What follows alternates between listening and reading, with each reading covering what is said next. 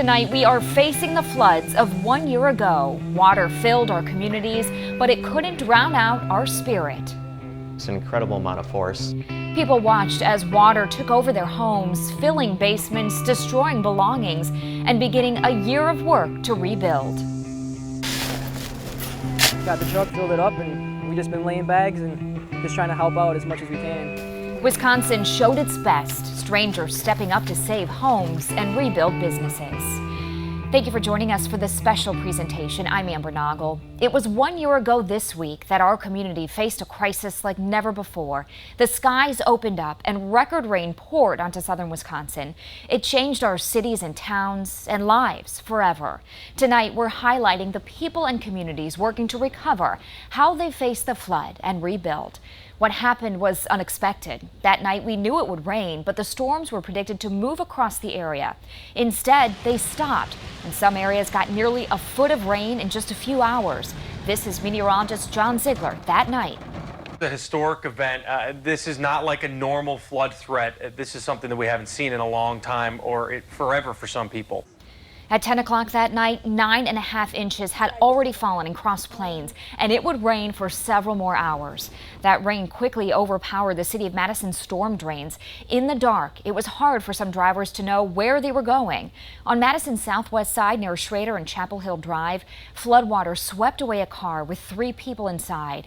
Matt Fair, who was then a Madison Alder, and his wife were riding their bikes nearby, saw what was happening and rushed to help. They, along with another man, pulled 2 people from the car, but the current became too strong and the driver was pulled downstream. Fair tells us he is still heartbroken, just like he was then. First of all, anyone can do this, and I'm not a hero. People are already telling me I'm a hero, and I just did what I think most people would do. I know I saved 2 people, but... The man's body was found the next morning. Another man died in Sauk County while helping with rescue efforts there.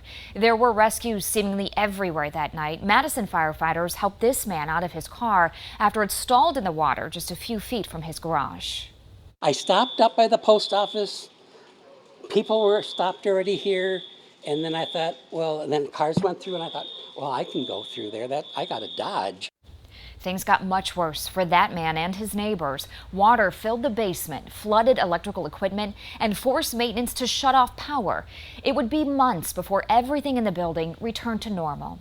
I want to bring in Jennifer Cleasy now. Jennifer, you were working that night. So what was it like to hear all of these reports coming in about the flooding across the area? Well, it was really unbelievable. It was hard to wrap our heads around because it was just such a huge disaster. What made the problem even worse for everyone, it was dark out while this was happening, and it was happening so fast. I talked with a family who was going through their usual nighttime routine when water burst into their home.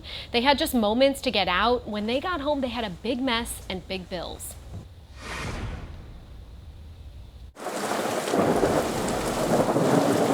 Anytime there's a really heavy rainfall, we get really anxious. Every raindrop taking James Tomac back to his son's bedroom in Madison on August 20th. We were just sitting on the floor reading some bedtime stories, and that's when we heard the bang and the rush. A disaster that would haunt his family all year. The pressure was so great, it blew this window in, and it was just a waterfall just pouring down here, just an incredible amount of force.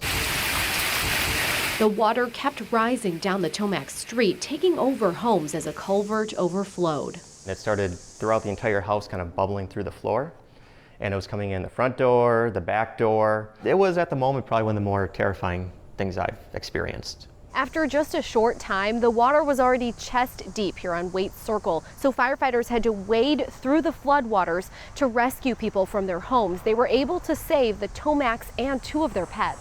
We lost a cat downstairs during it, but they got us all over to our neighbors and kind of evacuated some of the other houses as well. The next day, the recovery began. Just to make the ground floor habitable and so forth, we were probably looking at about $75,000. Plus other repairs, the Tomacs were facing more than $125,000. So they got to work with help from friends, doing as much as possible on their own. We're keeping costs down doing it the way we are, but it's still a huge financial drain. The Tomacs hope to be done before the year is up, but James isn't sure he wants to finish his basement, worried the culvert will fail his neighbors again. A big part of that's going to come down to when and what happens with the culvert work down there. Still, the Tomacks are staying positive, looking forward to moving back into their newly remodeled home. Being excited about what it's going to be at the end is kind of keeping us going with it. The Tomacks were able to use some money from FEMA and a GoFundMe page a friend set up to offset costs. Dane County officials say some are still waiting to get reimbursements from FEMA.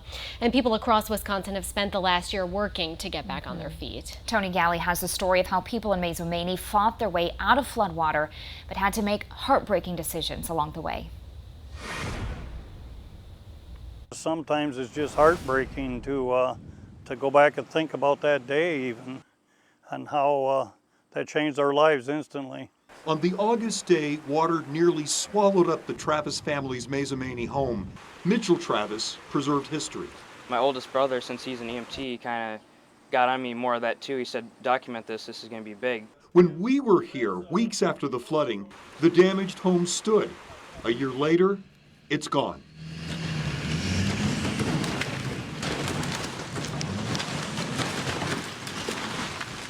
I've kind of gotten over it, but at the same time, it was the only house we had. There's been some federal emergency money for the Travis family, but not enough to fix what the flood ruined. Ironically, the water hookup is the only physical remnant left of the existence of the Travis family home here on their Mazomanie property. But the flooding did not wash away their dreams for the future. I picture many styles of homes here. Just something that's comfortable, something that fits our lifestyle, and just a place to call home.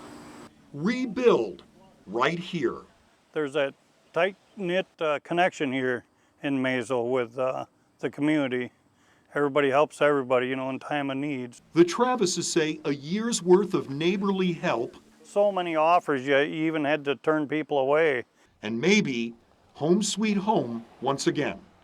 In Mazomanie, Tony Galley, 27 News. Mazomanie was hit especially hard. The village had just 1,700 people, and about a third of them were affected by the flood in some way. The fire department there was determined to help, so they started work to form a swiftwater rescue team. 1 year later, they're seeing the result. The team is now up and ready. By fall, they expect to have 16 members. And that's something we've seen across the area, people showing they are just determined not to become victims again. And that means entire cities, too. Yeah, cities and counties. Coming up, we'll have more on what local leaders in Madison and Dane counties say they learned from the floods and how they say it's prepared them for the next disaster. Jennifer, thank you. People from all over helped neighbors that night. This is the Middleton High School football team filling sandbags the night of the floods. We're just out here helping Middleton, doing whatever we can to help out everybody. What we've been doing is just keep filling up sandbags. We've got a ton of them over here.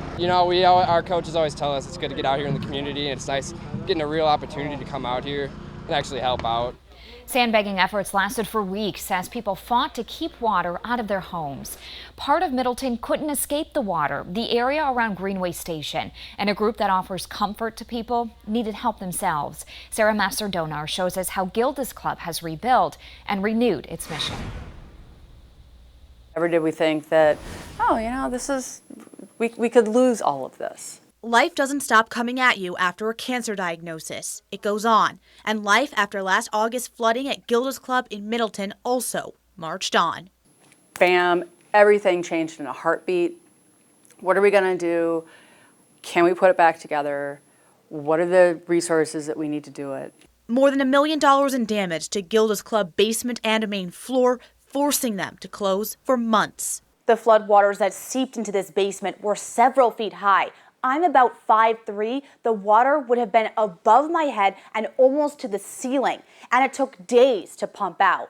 But 13 different sites in the community stepped up to help them continue services until the club opened back up this past February. We kept doing all of our support groups, we kept doing our yoga classes, we kept doing our guided imagery classes, really the things that are sort of the absolute bones of the program. The community gave its time, money, even furniture.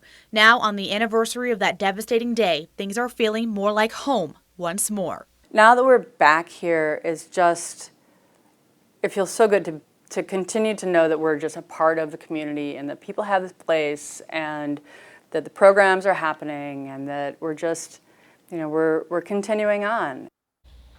It was kind of a mess, but we kept our chins up and kept smiling, and we got through it. In Black Earth, friends and customers alike came to help Steve Schmidt rebuild the shoebox. The building flooded when the creek next to it poured over its banks. In the company's 50 years, it had never been closed more than one day. Schmidt reopened in a week, grateful to the community who helped him. Some people who live in Black Earth are still trying to get back on their feet. Nick Buffo shows us how they're recovering 1 year later. I have had trouble sleeping, so I take sleeping pills, because I think of all of the things that I've lost. Standing in the home her late husband and her built in the early 50s, Shirley Williams remembers the night floodwaters destroyed her basement.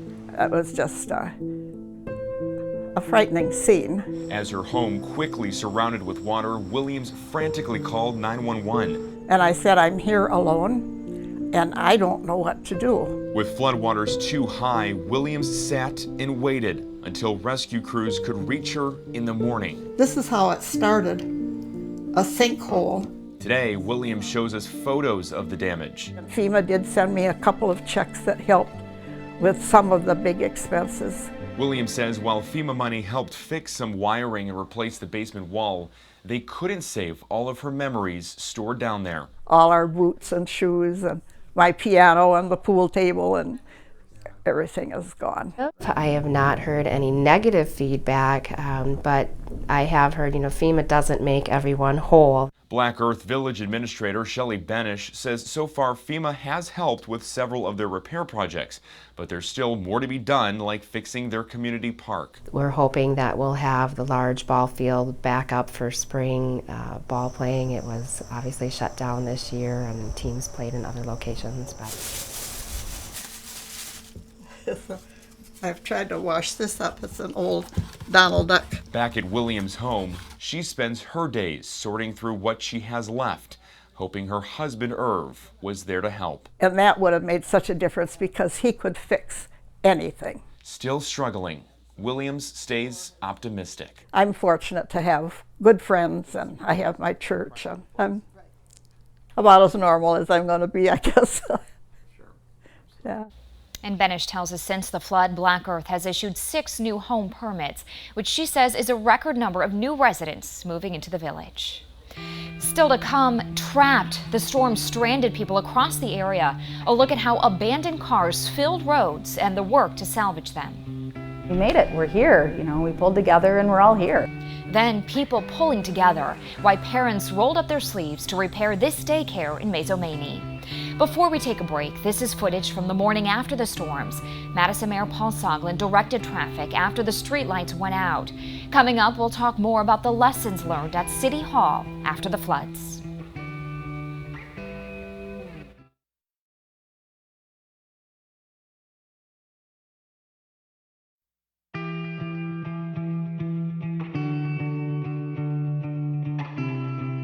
Now to see my son's car in the cornfield like that is, that's what insurance is for, and my son's alive, so nothing happened. Kim Nachtigal's son was driving through a rural, dark area when water pushed his car off the road. Thankfully, he was okay. Washed out or flooded roads left many people stranded the night of August 20th, including one Mazomanie couple trying to get home from Madison. Michelle Alfini shares their journey home. As Odana Road became a river, I don't remember rain like that ever. Nancy and Peter Bittner sought high ground. I was amazed at how hard it was raining and how quickly the water was accumulating on the streets. They were coming home from a trip, dropping off their rental car as the water began to rise at Grand Canyon Drive. We just sat there and watched cars drive into the water, start floating away. This is the parking lot where they say they were trapped for hours waiting out the rain. And they say their night only got more difficult the closer they got to home. There was a sheriff's deputy blocking the road off. They said, no, you're not going to get east. You're not going to get west of here. Everything's underwater. They were trying to get to Mazomanie, but the closest they could get was Sauk City. Mazomanie was an island. There was no way. There's no way we're going to get in or out of there. They finally made it home 2 nights later. It was a great day because that was our wedding anniversary the day we got home. Their house was dry, but their neighbors. Friends of ours are still out of their home right now. So the Bittners got to work, helping clean up. I was exhausted, but a lot of adrenaline too. Just like, I have a nice dry bed to go home to. For the past year, that's how they say they've shown their gratitude. Because long after their few days of discomfort, their hometown continues to recover. To see how many people just lost everything. And it's just a lot of prayers and a lot of trying to help out. In Dane County, Michelle Alfini, 27 News. The work to clear flooded cars from streets took days. Towing companies worked around the clock. It was an all-hands-on-deck situation at Schmidt's Towing. Their first priority was to get all the cars off of main roads so traffic could flow when the waters receded. Schmidt said it took 3 days for them to get the lot organized and a full 2 weeks before business mellowed back into the usual routine. As if there weren't enough problems, one more emerged when the sun came up. Many of the homes that flooded were also at-home daycares, and parents had to scramble to find a place to care for their kids. Rebecca Riley shows us how the community came together to get the kids back into their home away from home. A dark time in Maizomanie. It was just sort of a shock. As floodwaters rose and many were left helpless. As everybody's sort of standing there looking at the water and the street and the houses and the center and just thinking, wow, it's a flood, it's underwater. The brunt of the flooding hit neighborhoods near downtown. Tucked away on Hudson Street, Life Cycle Kids, a daycare used by 80 families. It was definitely scary, and the kids were asking questions. The daycare was forced to close for 2 weeks while they figured out a plan, leaving families scrambling to find someone to watch their kids. Being gone 2 weeks out of work is a challenge in itself. A temporary location was set up at an area church, and crews went to work inside the waterlogged daycare. We were very fortunate that we were able to get in quickly, and we had help to be able to start getting stuff up and out. With nearly $120,000 down the drain, the choice to reopen was not an easy one for Karen Peterson-Lenau and her husband. It would have been much easier to just walk away. But after some thought, walking away was simply not an option. We felt it was something that, for the community, we couldn't stop. After nearly 8 months in a temporary location, the daycare center opened its doors. They got some new toys, equipment, and some much-needed renovations, something workers here say they couldn't have done without the community. The community was amazing. The Maizomanie Black Earth community really pulled together and just had droves of volunteers. Now the kids are back in their home away from home. What are you doing? And seem to be readjusted. Showing out of darkness comes light. We made it. We're here. We pulled together and we're all here. Even a year later, the daycare center is not out of the woods. Karen says they've been focusing so much on the inside of the center, the outside has been neglected. We'll revisit the flooding along Madison's lakes, and Jennifer Cleese tells us what city and county leaders are doing to plan for the future. Then, floods are a primary hazard in the state of Wisconsin. We don't have earthquakes, yes, we have some tornadoes, but most of our damage comes from floods. protecting homes, what people are now learning about flood maps and flood insurance as they fight to protect their homes.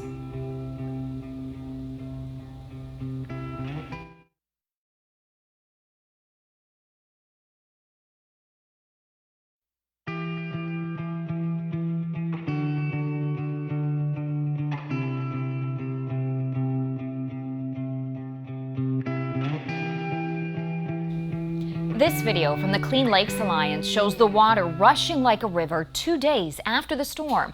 Water was high throughout the winter and didn't fall back to normal levels until this year. Jennifer Cleese joins us once again, and Jennifer, Dane County officials had to find ways to make sure the situation on the lakes didn't somehow become worse. They were following 61 different areas during that time, and they say they're using that experience to make improvements for the future. It still creates apprehension for a lot of people every time it rains around here. As heavy rains poured onto Dane County August 20th, The 911 center was flooded with more than 1,000 calls. Responders sent to 80 water rescues. There were so many pockets of urgency and not enough of us. We needed all hands on deck. We were in a situation where we were facing extreme dangers with the intensity of the water. But Emergency Management Director Charles Tubbs says it was difficult to get to communities cut off by water. We worked hand in hand to make sure we protected the number one resource, and that was the safety of all our citizens in the county. There were folks who were without homes, and so we had to set up Red Cross centers for folks to come into. As the days wore on, water receded from homes and roads, bringing a new challenge to the lakes. And our sewer system's designed to deliver all of that water into the lakes as quickly as possible, that moving that water through the chain of lakes was very challenging. County Executive Joe Parisi says it was one of the most important lessons learned, shaping plans for infrastructure improvements in the past year, as departments across the county came together to review their response. And its ripple effect, I think, has showed us that we are getting increasingly better, if for no other reason than we've been exposed to more. To be ready for the future. We're preparing as well as one can. The one thing we can't control is the weather. Dane County added $20 million in flood mitigation efforts in the budget right after the floods, like sandbag machines throughout the county and a new airboat for the sheriff's office. This fall, crews will start clearing the lakes of sediment buildup to keep water flowing through the system. Dane County Emergency Management is working to educate homeowners on how to protect themselves from future flooding. Experts say homeowners can protect their houses by reinforcing window wells, cleaning downspouts, getting new sump pumps, adjusting the grading of their property, and picking up a generator in case you lose power. They're reminding people flood insurance is available to anyone, and it is not that expensive. In Dane County and across Wisconsin, farming families are still struggling to recover. Water ruined fields and crops. One farmer told Wake Up Wisconsin anchor Rebecca Riley he couldn't believe what he was seeing. There was probably about 1,800, probably closer to 2,000 acres was completely flooded with 4 feet of water or more. The water damaged thousands of acres of crops planted in fields off of Highway U in Baraboo. Crops like corn, wheat, and soybeans were completely flooded, leading to a big loss for farmers in that area. Sauk County farmer Eugene Larson says he lost at least $100,000. It was a devastating blow for an industry that has struggled for years. We thought we were going to have a very good crop, so we would be at least okay, but we didn't have a very good crop. And because of all this, and we knew it the moment we saw what was happening. Many farmers had flood insurance to protect their crops, but not all of the damage was covered. A year and a lot of work later, Larson says his crops are strong. Now we're focused on what comes next, and for many, that includes the decision to leave their home forever. Tony Galley tells us that process can be a painful one. Floods are a primary hazard in the state of Wisconsin. We don't have earthquakes, yes, we have some tornadoes, but most of our damage comes from floods. 1 year ago, floods in southern Wisconsin were of the 100-year variety. Boats ferried stranded homeowners in Gays Mills. Parts of Reedsburg were underwater. Same with Rock Springs. It's like Rock Springs. You got to look at every option. Reedsburg did a bunch of buyouts. Larry Larson is the former director of the Association of State Floodplain Managers. He says the federal follow-up to flooding disasters is increasingly changing. They make buyouts a priority in Wisconsin. It is flood-damaged homes such as this one in western Dane County that are candidates for this buyout program. And statewide, when all is said and done, as many as 100 homes could possibly be knocked down to make way for flood mitigation. We like to view it for the taxpayer as a one and done. You had to spend taxpayer money on this property because it got damaged. If we move that structure out of there and make it open space, the taxpayer will never again have to pay for damages on that property. Larson says convincing flood victims to sell their homes is a process. They may have to get flooded twice before they're willing to be bought out. Past flooding convinced a number of property owners in Gays Mills to leave the community's low-lying downtown and start anew on higher ground. Supporters of the buyout program say It's a more affordable and foolproof flood prevention strategy as flood risks increase. Tony Galley, 27 News. In some cases, like Rock Springs, the community decided to move downtown businesses to avoid future flooding. Those decisions are hard, but they show we are committed to learning from the storm and floods. 1 year later, the pain lingers and there is still work left to do, but we have seen people are committed to rebuilding and helping each other, and we're committed to bringing those stories to you. For Jennifer Cleese, I'm Amber Noggle. Good night.